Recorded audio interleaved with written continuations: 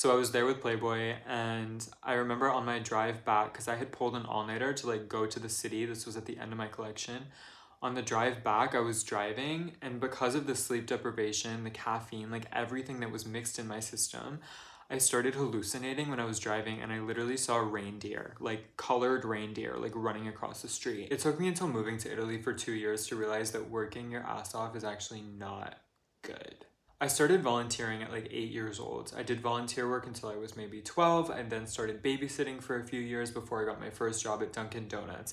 Mind you, I got this first job at Dunkin' Donuts a little bit before I should have gotten the job, but because of like the work permit legalities, you're allowed to get a job a little bit earlier in America. I think you can start at 15. And mind you, I wasn't just working at Dunkin' Donuts, I was working at Dunkin' Donuts with a full-fledged concussion, a triple concussion that I had gotten very recently prior to starting my job. So I was all over the place. I was also in a relationship, which I should not have been in looking back at that period of my life because I was so freaking scrambled all over the place. Like, damn, I like feel bad for him a little bit when I look back, but I mean, we weren't that great together, so it's fine. So I was working really hard at Dunkin' Donuts. I was working overtime, and I would also like clock in and then clock out, like, and continue working.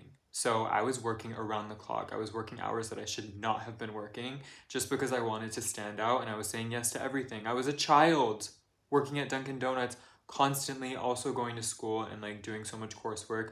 I worked overtime in the summer. I think I was working like 50 hours a week every single summer for Dunkin' Donuts. And then I was shopping in Coach one day with my family, and the boss approached my father and was like, does he want a job? And she pointed at me. And my dad was like, oh, I'm sure he would. So like she came out and gave me a form, and she said, please apply to Coach when you turn 18. Like we want to have you work here. So I wrote out my time at Dunkin' Donuts. I quit. I quit like a year and a half after, just so that I could go to college. I was also in college in high school, and I would go to college every single day after school and sometimes during school hours because I had like a little break between my classes where I was able to like go and do college work. I was insane, but this is a work ethic that I was raised in. I was raised to believe that you have to work your whole life and you have to start working at a very young age to be successful. So that's what I did. I was very mentally not okay during this time because I was suffering a severe concussion. I was going through a lot of family issues, and I just was not free. I felt like I was stuck. I felt like I was so stuck in my life, but I was doing everything that I thought you were supposed to do, and I was doing everything that I thought people would applaud me for. I was working my ass off. I was working constantly around the clock every single year, and I know for a lot of people this is normal. Okay, I know for a lot of people this is normal. For me, this was normal. And I literally thought that this was normal until I moved to Europe. So I'll talk about that soon. My position at Coach continued into when I was in university. So I told you I was in high school and I was also in college, right? But then I went to university. So I graduated high school and then I finished my college courses that I was taking. And then I went to university in upstate New York. And during upstate New York, I also got a job at Coach at a nearby location. So I would commute every day back and forth to work at Coach and then also be a fashion design student. And if you know anything about fashion design school, you are, especially the first year, at least where I went, you go every single day and you pull an all-nighter every single day. The studio is open 24 hours. And with the work ethic that I had ingrained in myself since I was a child, I was there 24 hours. There was one time where I didn't sleep for 6 days straight. No sleep for 6 days straight. It was actually approaching 8 days, but I ended up taking a couple naps, so we'll say it's 6. But I was literally like hallucinating. Like it was traumatizing and horrific, and there were so many times when I pulled an all-nighter. I think I counted, like I pulled like 600 all-nighters or something like that in my course of undergrad. And I was so proud of it. I was so proud of it because my family was so proud of it. I was so proud of it because my friends were so proud. They were like, how do you do this? How are you able to pull all-nighters like this? How are you able to go to school and go to work and then work on your portfolio and your collection and fashion design and then I also had a minor. I got a minor. And then there was a group that popped up. It was like fashion and beauty communication. So I joined that group and that was like a second minor. So I basically had 2 minors and a major, and I was doing fucking everything. Junior year came up and I flew to London. And mind you, I did have internships like every single summer. My freshman year summer, I did not intern, but I worked all summer. And then my sophomore year summer, I was working and interning 7 days a week. I worked at Coach in Manhattan and I interned at Rebecca Minkoff. So 7 days a week, nonstop, I was depleted. I remember my health was like really bad. This is like really gross to talk about, but I remember at one point, like my feet were really smelly and I never had this issue before in my life. And I look back at it now and I'm like, my feet haven't smelled since that time, you know? And it's literally because my health was so bad that it was causing my body to smell. Even though I showered twice a day, I've always showered twice a day. It's crazy to look back now. It's sad to look back now and see what I put myself through for the feeling of my family and friends, I guess, being proud of me and me being proud of myself. I continued my internship, I continued my job, and then junior year, I went to London. I went to London for study abroad, and when I was in London, I assisted and interned with over, I think it was like 7 or 8 designers. One of them I flew to Paris and I was assisting Beyonce's stylist with their showroom appointments. So I was doing everything. I was so busy. And what I would do is I would go to my classes and then I would take the train like an hour to assist these designers overnight. And then I would go back to classes. And then I would like go to the Fashion Week events and I was like in charge of the event. So I was like running around like crazy trying to like handle everything for a lot of the designers that I was working for. Mind you, I feel like this is just like a curriculum that I'm just telling you, but I'm just trying to like let you know how fucking insane my journey has been so I can tell you like my thoughts now. I'll finish soon, I promise. Since I started my undergraduate degree, every single year for like 4 years, I assisted New York Fashion Week, Paris Fashion Week, and London Fashion Week. But consistently it was New York Fashion Week. And that's where I assisted, I think, like 25 designers. A lot of them like multiple times because I would assist them every season. So it came to senior year and I was working so hard on a collection that I'm so proud of. And it really took every single part of my soul to finish that collection. Sometimes I was drinking 2 Monsters a day plus coffee. Sometimes I was drinking Red Bull mixed with Monster, mixed with coffee. It was so bad to the point where my kidneys got really affected and I would have to literally lay on the floor of my apartment and just like pray to God that my kidneys wouldn't give out so I could continue sewing and finish my collection. It was so insane. With the work ethic that I built from when I was younger, I enrolled in couture techniques, I enrolled in menswear design, I enrolled in so many independent studies, but I was also doing 2 minors and my major of fashion design, and I had to present my portfolio collection at the end. And I also had to apply to graduate schools during this time. I applied to like 7 graduate schools. I was going mental. I remember first semester, I was just crying every single day.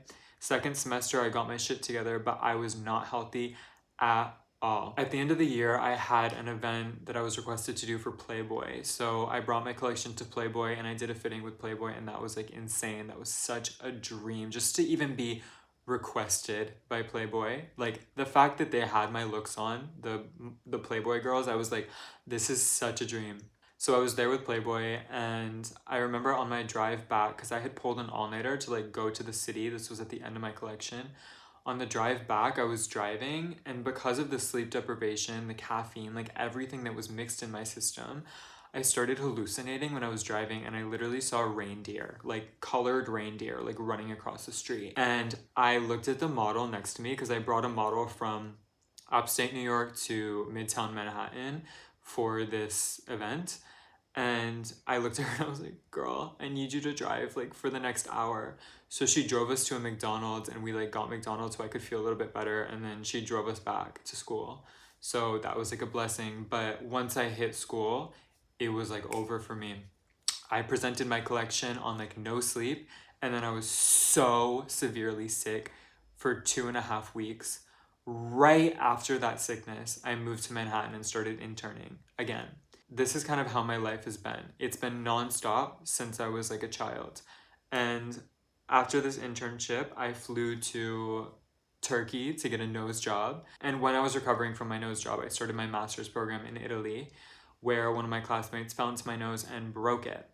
So I then had to deal with grieving the fact that my new nose job was completely broken and I had to get a new one, which I got last year. That really took a toll on me and really affected the fact that I had to do a whole other collection, feeling so depressed over the fact that I had just like wasted all this money on a nose that one of my classmates just broke. So I finished my master's collection by the grace of God. Like, that year was insane. And during the course of that year, I was the only one in my program that was like dying for this work. Like, I would look around and people would come up to me and they would be like, Chandler, are you okay? I would have dark circles. I was drinking a ton of coffee. I was eating really bad. I was adapting to the same habits that I had developed in New York. I was adapting to the same habits that I developed growing up, and that my parents like applauded. And no harm against my parents. You know, I'm very grateful that I have parents that are so driven in work ethic and things like that. But it was just ingrained to me since I was a child that work is more important than health. And as I got older, I guess I didn't realize it because my family was always so supportive with like medical bills and things like that. So whenever I would have like a breakdown and I would need to go to the hospital in terms of my health, like if I had like a really fast heart rate or like something related to like overworking my body, my parents would always pay and they'd be like, health comes first, like go, like we'll pay for it. And that was a blessing. So thank you. Thank you for that, parents. But what's really unfortunate is that it took me until after my master's program to realize that I was living life wrong. And my whole entire experience as a designer at a master's program in Italy was kind of ruined in a way. And I wouldn't say completely ruined because I learned so much, but that experience was not fun for me. Everyone else came in with the fundamental skills to be able to work more efficiently by only focusing on things, like focusing on less things, not biting too much, you know? There's a saying, don't bite more than you can chew, something like that. And what I would do growing up until like last year, is I would bite more than I could chew by staying healthy, you know? And I would just push my health so I would get so unhealthy, but I would chew it all. I would bite the amount that I could chew by sacrificing my health while doing so. And that is so wrong. And unfortunately, it is so glamorized in New York. The amount of jobs that I worked in New York where we were working like fashion designer positions where we were working like overnight. Same as London, we were working overnight. And it's like that, the fact that that's like even standard is crazy. And I understand that as a designer, like I'm going into an industry where the normal schedule is like you work like 9 a.m. to sometimes 9 p.m. Like it's like 12-hour days, 11-hour days. This is normal. Like every one of my friends that are in the industry right now are working these schedules. Like a lot of them are working 10 to 9 or like 9 to 9. Like it's crazy schedules. But the fact that I hurt my body so much by pushing myself so much at these fundamental ages of being a teenager and a child and a young adult, I got to the point where after my graduate program, I was done. I was 23 years old, I had just graduated, and I was out for the count. After my graduation, I think about a month later, I turned 24 and I flew back to Turkey to get my nose surgery. So, mind you, I had just gone through this crazy master's program. My nose had been broken during the master's program, and then as my body was like so deplenished, I went and I got another nose surgery. When I was at my nose operation, I was like, I don't know how I'm gonna make it through. And I did, but like there were definitely some complications. I had to go back into the hospital because my heart was like racing out of control, and I was like they were like, "Are you okay?" And I was like, "Yeah, I just like have overworked my body too much, like at such a young age. It's so unhealthy." At that point, after the surgery, after I recovered from the surgery, I felt like I was 70 years old, and I had to really scale back. I continued on my routine of like applying to a ton of jobs. I think I've applied to over 500 positions. And what I learned in Europe, they value you having more of a slow paced, healthy life. They want you to go to school with no distractions. They want you to finish school with no distractions. They don't want you to bust your ass and not sleep and drink a ton of like stimulants and do all this crazy shit for design school.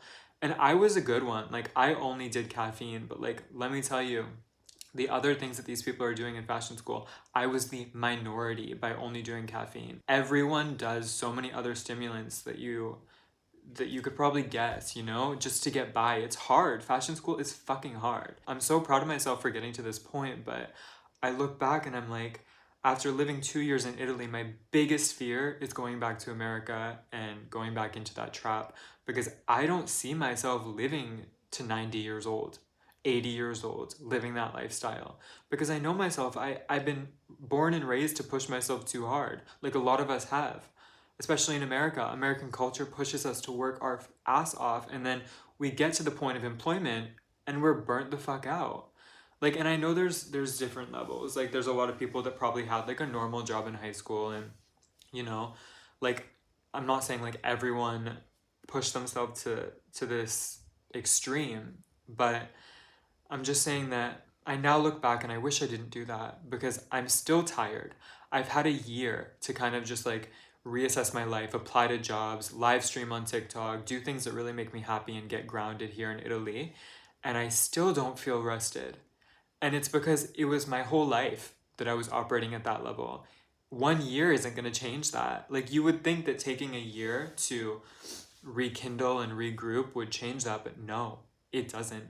And this is why I'm so passionate about hopefully being able to get a job here in Europe, because the work-life balance is so much more balanced. It's so much healthier. And you're working with people that had a less stressful childhood, so they're less stressed in the workplace. A lot of times in New York, I was working with people just like me. They were very stressed out as kids, they were very stressed out as young adults, and so that reflected in their work, that reflected in their attitude, and everyone had that kind of like outlook. A lot of Europeans will go to New York and get New York experience because it's so valuable for them when they go back to Europe because it's so cutthroat in New York. The difference is a lot of New Yorkers will go to Europe and they'll find it so hard to like work these positions. I found it so hard at the beginning when I went to Europe at first because I was like, they're so quick at doing things because they're so efficient. They're not taking on so many different things at once, which takes longer to do. Instead, they're taking off only things that they can chew and they're doing them efficiently. Back at home, like, I learned to just do too much. We need to stop doing too much as kids, as teenagers, as young adults. Like, and I know it's not possible for a lot of people. It wasn't possible for me. I had to work. Like, my family required me. It was a requirement for my sister and I to work growing up. So it was not an option. In terms of like the extracurriculars and like interning at so many places, you know, I wish I had someone to look at me and be like, Chandler, this isn't necessary. But unfortunately, in America, it's so glamorized that everyone was kind of applauding it. And now I have had to pay for it by my health. And I'm a lot healthier now. I feel a lot better now. More so, I just feel traumatized. And I'm like, oh my gosh, I will do anything to not go back to that cycle that I was in my whole entire life. It can eat you alive. It can swallow you alive. And once you're in it, it's hard to get out. If you're in the same position, thank you for listening to my story, but I'm sorry you're in the same position as I was. I hope that if you're not in this position, sorry, my hair is like probably falling out from stress. No, I just like blow dried my hair, so it's all falling. If you're not in this position, if you're like European and you're now seeing how a lot of the American work life culture is, I hope that maybe you can start to think in a different way and be more willing to hire like Americans, because a lot of us worked so fucking hard because we had to. And for me, for example, I'm willing to offer my skill set at a lower position. Like, I know that I could be a designer or an associate design, yeah, an associate designer, but I will start as an assistant designer because I understand, like, I'm coming from a different background, like things are different. But I'm willing to like start at a position and work so hard, and you know, at the end of the day, these are the values that I was born with. Like, these are the values that I was raised with. I wish that companies would start to hire people even if they were overqualified, number one. And number two, I wish that the American work culture was toned down a bit because it is hurting us. Thank you so much for watching. Leave your thoughts in the comment section. I'll be sure to read every single comment. If you've gone through the same thing, let me know. I would love to hear, and I will see you all in the next video. Ciao, ciao.